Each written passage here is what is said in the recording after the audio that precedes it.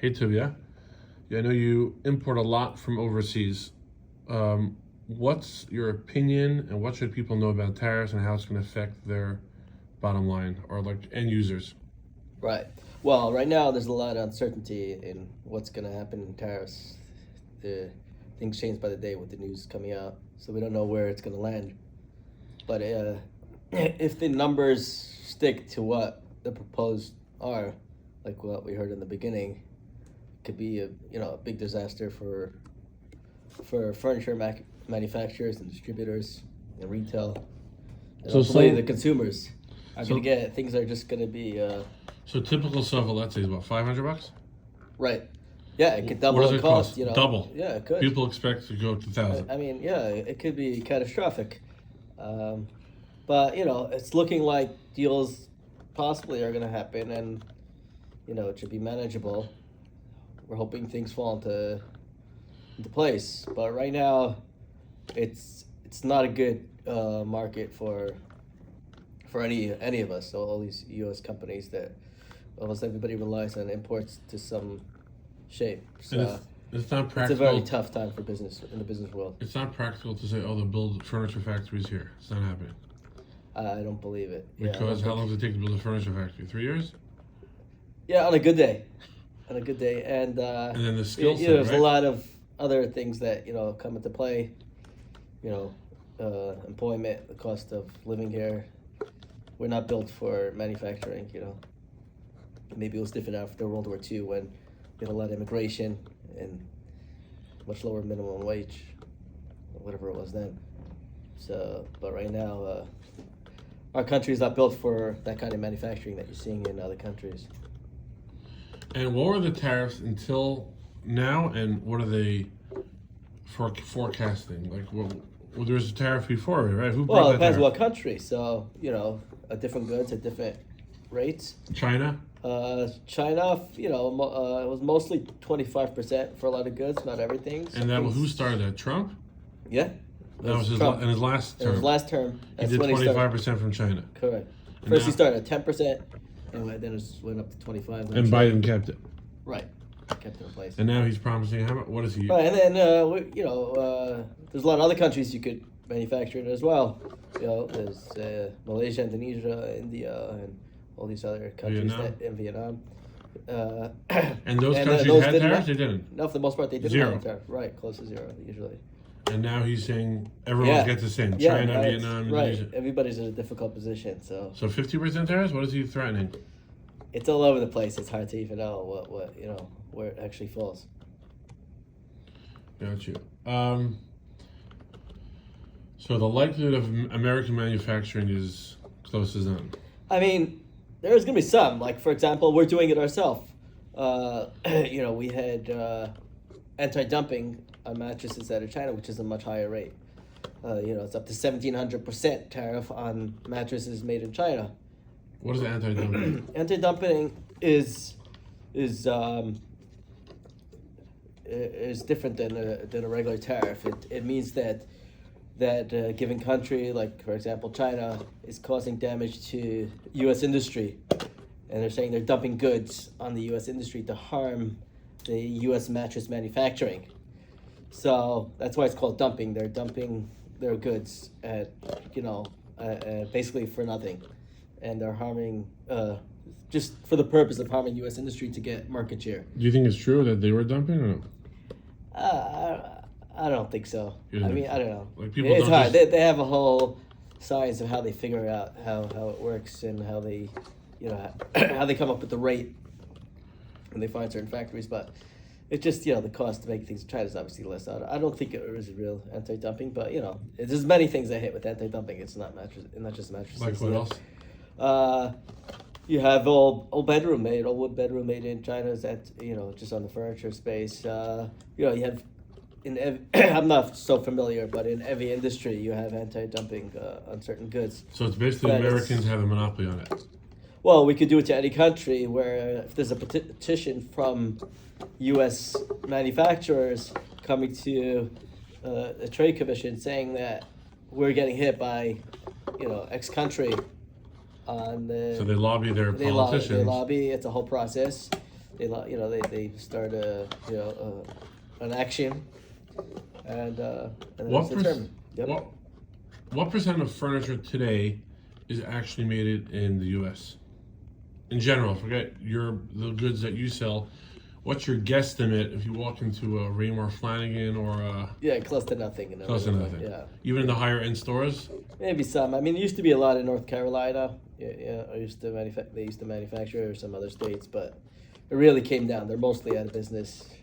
There still might be some. The super high end stores have made in the U.S. They charge a super premium now. It could be, but even the super high end is also made. Pottery Barn, what's considered super high end? I don't know.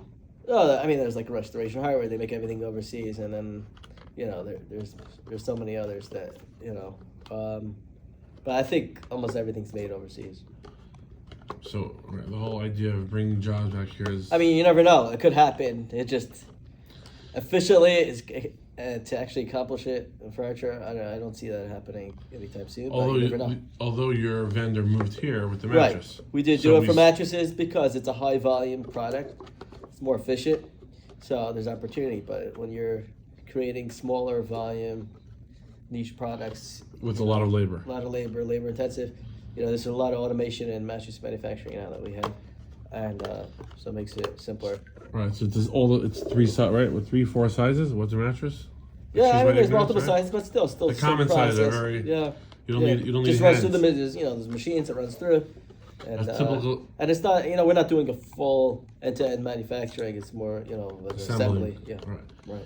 A typical sofa that you see, how many people put their hands in it to get it built? Right. I mean, there's the frame that's built in one place, and then there's the upholstery part. Separate factories. Sometimes, yeah. Usually, a sofa factory might buy different parts from different suppliers. So, in all different types of furniture, there's a lot of components that are, and then usually the factory buying from is more like an assembly. So they're buying, let's say, the buttons or the fabric in one place, and all the same city, probably. All the same city. Usually, yeah, and it just you have to be set up to somebody for manufacturing. There's a lot that goes into it. So a lot of different suppliers. So a typical sofa could have 7 suppliers on it. Yeah, possibly. Would you say 7, 10? Yeah, it could be. Right. Yeah, very possible. Yep. What city in China is most furniture made? A lot in Foshan. How far is that from Shanghai? Yeah, so that's in the southern part of the country. Near Hong Kong? Yeah, not far from Hong Kong. Yeah. Right, Guangzhou. Yeah, Guangzhou, right. I had another question. I forgot what it was. Oh, furniture qualities. If I find there's a lot of ambiguity and non-transparency in furniture. It's not black and white. The cars, everyone knows you have your Lexus, your Toyota. It's pretty much less brands, less models, so people can have some handle or grasp on quality of cars. When it comes to furniture, there's 5 trillion brands, and how do you really know the quality? I mean, let's say this, how many different levels of quality are there? And we could assume that every brand plays in the same quality across all their SKUs, right? Right. Well, yeah, so you see, so let's say you're walking to a trade show, right? Mm-hmm. How many different levels of quality do you say there is in let's stick to a sofa. Right. And please, if you could break it down, is it like the frame? Is it the upholstery? Is it like... Right, so you see online, you see a lot of Chinese players come in and they sell extremely cheap. And the quality could be really subpar. It could, there could be a lot of issues where they cut corners in many different fronts using cheaper materials. The assembly is not great. You see that the type of wood they're using. Could be pressed wood. Could be of low quality. You're seeing that all over the place now. So in general, furniture today, what you're seeing online, a lot of it is different than what we're used to from many years ago, where it gets recycled. You have furniture that could last a year or two. So how many levels would you say? How many levels do you say? There's 5 levels, 3 levels. Well, it could be so many different levels because there's so many parts, so many moving parts, and there's so many different types. It's so vast, furniture. So there's It's hard material. to just say, different levels. There's not official grading where in different levels. It just But on a sofa would be the frame, the material, the fabric, the fabric, and then the way it's assembled. Right? We say it's broken down yeah. to three. There's the foam, The foam. the comfort. You could have feathers in it. You could have different types of foam. You could have spring. There's different ways it could be made. So we say the The frame. stitching. What? The Yeah, stitching. the stitching. Yeah. So that's five. Would you say 5 variables? The Yeah, frame is the wood, and then there's the foam, then the fabric on top, and then assembling. So 4 variables. Right. And then that could vary in all different qualities.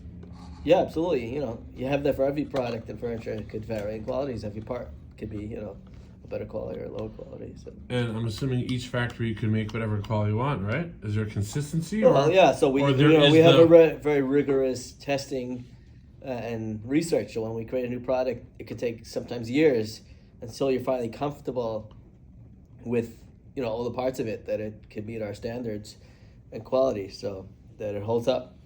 So there's a lot of testing that goes into it. And then even after you create a new product and you're selling it, it still has to be tested every run to make sure that it meets our standards. Is there government quality control on furniture or no? No. There isn't. So anyone can I bring mean, anything. not overseas. That's definitely where we're buying it from. Right. Yeah, right. So whatever you bring in, you're really trusting the importer here, whatever you call it, a trader. Right. Well, the brand that you're buying it from, that they're a trusted brand, that they do the adequate testing, and they have a name to uphold, and not just How many SKUs? a new name that pops up, which you see that all the time. How many SKUs do you generally carry? Oh, we have close to 10,000 SKUs. 10,000. Yeah. Is it hard to keep quality control on 10,000 SKUs or no? Yeah, I mean, some are more active than others, so Or you rely Some you rely on the manufacturer, you have a relationship. Oh, right? we have a team of people to handle that, and Overseas. we have people offshore and onshore. So. Third party. Yeah. We check the goods. And stuff. Well, actually, almost all our quality control overseas are exclusive to us. So, they They're only working handle there for our you. product. Yeah, they're full. They have your full. own. Hopefully, your only Yes, your interests absolutely. interests Yeah. in mind. Yeah. Wow. What's your opinion about showrooms? What's your opinion about furniture companies having showrooms versus not? And how much more does someone expect to pay more because the brand has a showroom? You mean like a retail showroom? A retail showroom, where yeah. they're selling retail. Yeah, like Raymore. Well, that's different. We're not in the retail business. Right, So how much can't more do you really think comment fully on that. It's end a users different- are paying more because there's a retail showroom? Yeah, it's a different business. We're in the wholesale business. We'll sell to these retailers, and obviously there's a cost in, having a showroom, keeping it active. Some of these retailers might be having trouble now in today's market with keeping their showrooms open, having the revenue, especially with the online and all these cheap imports could definitely be hurting a lot of these. No People will be brands. showrooming, right? Showrooming? Right. Is I that the mean, right people, word? you could just go online and find a comparable product for much less in many cases. I don't know about the quality, but it could be decent, it could be not. But it's hard for these known brands, namestays to stay in business, I think. Yeah. What if people expect to set up a house these days in furniture? What would it cost them? Well, A new you're talking about someone moving into a condo or someone Yeah. furnishing a full house? I mean, No, there's a condo, newlywed. What should they expect? Would you guesstimate? Right. It depends what they're looking for. It could be, probably a few $1,000s. 3,000? Yeah. 4,000. You could do that, right? You could do, not the best quality, but decent at that price, 4,000. possibly. Great, and we're actually setting up a newlywed couple package coming soon. Okay. Stay tuned. All right. Because I felt it would be great to have that peace of mind and working directly with the great company here, Modway. Wow. How much do you think brands charge a premium on their quality? That means, let's say a company like Herman Miller. Well, that's a different space than us. That they're more focused on office furniture and Right, things but like that. you sell office chairs, right? Yeah. but you don't have retail showroom, you don't have that overhead. How much do you think you're paying more? I mean, let's say you would go to one of your factories who creates exact model, quality, everything as a Herman Miller chair. What would you guess it costs you to make, or Oh, comparable product. the exact, and how much they marked up because they're such a strong Right. legacy brand, Oh, yeah, etc. absolutely. What do you think it costs to build a Herman Miller quality chair? Well, I believe they're building in the U.S. So, Okay. So their costs Well, obviously let's a say lot higher, but obviously it's a lot less making it overseas. But What would it cost it's a Herman Miller? completely different business. What would it cost to build exactly a Herman Miller chair overseas? Right. Yeah, it'll definitely be a lot less than what they're charging. I think I haven't looked recently to see what they're selling their based on products your for, but I What think would it's you well guess? over 1,000 or so that they're selling their office chair for. If You'll you sold probably it, buy it, for a couple $100 or so, something similar overseas, possibly. But, you would be able to sell it for 400, would you say? yeah, probably, possibly, but 400 or 500? we're not in that business, so I know, but I'm we're not- saying theoretically. I'm just trying to figure Right. out what these. Right. I mean, whenever you're selling a chair in that price point, $400, you're gonna have to spend a lot of money on marketing to be able to sell it. That's what I'm saying. And I Without don't all the think marketing, it's like exact nail to nail, screw to pipe, right. chair, fabric, assembly, everything. What would you say you would able to sell it retail for on Lexmod? Right. Yeah. No, I think 500? probably in that range. 500 Yeah, instead probably, of possibly. 1200. Right. Could. Yeah. Guess. Yeah, but I don't know how well it would do because you have to spend a lot of marketing dollars. Forget to the get market. I'm sale. saying theoretically. I'm just Right. asking Yeah. nuts and bolts. Yeah. No Probably. pun intended. Right. Got you. You say we'd pay less than half price Right. with your quality. Oh Everything. yeah, definitely. Yeah. What are something people don't know about the furniture business? What's like a surprise to people? Would you say Right. the biggest surprise? Like you talk to people, like, huh? Like they think you fell off the moon. They didn't realize it about furniture business in general. Right. I mean, there's a lot of logistics that go into it. So, it could be more of the cost than the product might be moving it around, even though today it's less than what it used to be because, logistics came a long way. How you pack a product. It could be knocked down into a small box. So it makes it a lot easier. But, there's still, especially on bigger products, like a big sofa, some big outdoor furniture. Big shipping- portion of the cost is, the shipping cost. Absolutely, is probably the biggest cost to it. Just moving it, delivering it to the customer. Right. That's why people give away furniture for free when they're moving. 'Cause Right. They don't want to. They don't want to deal with the logistics. Yeah, correct. All right. Bring two people. They have to. Nobody wants to schlep. Yeah. So you're saying a lot of your business just because people don't want to schlep. Well, I don't know, not per se, not our business per se, but that's part People of will what buy you need new. to do to yeah, right. Yep. Just to avoid the schlepping. Could be, right. It could be your new brand. Avoid the schlepping. Buy Ah. from us. Okay. You deliver everything, right? Yeah. When did you decide to use as a business owner? Is it worth to deliver it yourself versus FBA? What's Are you talking about Amazon specifically? yeah, Amazon or Wayfair, whatever. When does it make sense to? Well, I think of furniture. I don't think with the FBA program with Amazon, it will be the cost will be quite high because the size and all that. So you don't do any FBA on Amazon? We don't. No, we don't do any. Everything's FBM. Right. Gotcha. Oh, so it's not even not a relevant topic. Right. And when do you ship? When do you use your own trucking versus others? Wherever we could. Whenever we have a fleet of trucks in, both of our warehouses in New Jersey and California, and usually about 100 miles or so. Makes sense. And it's big enough delivery. And the routing makes sense. Sorry. And the routing has to make sense. Yeah. Right. Exactly.